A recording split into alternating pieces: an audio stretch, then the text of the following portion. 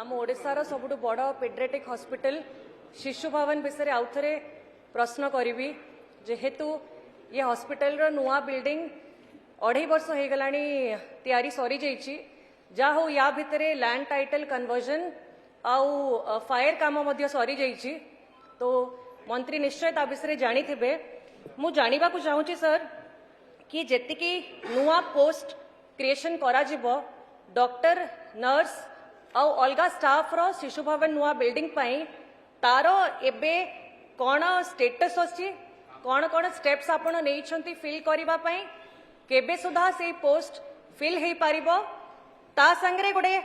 tentative opening month गोटे कहतु आपण सर जेहेतु एते दिन हो गलानी मोर बापा जितेबाला विधायक थे पूर्वतन विधायक से समय प्रथम असेंबली सेशन एपर्यंत कंटिन्यूअसली फॉलोअप चली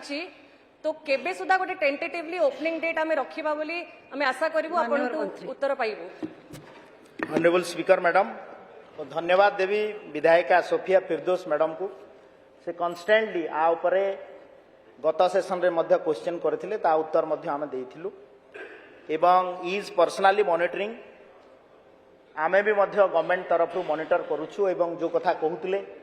तार फायर सेफ्टी काम बिल्डिंग रो सरी जाइछि एवं खूब शीघ्र आमे ताकू कार्यक्षम करिवु एवं जो कथा स्टाफ एवं विभिन्न पैरामेडिकल स्टाफ एवं डॉक्टर कथा कहउछंती ता पई मध्य गोटे आकलन सरीछि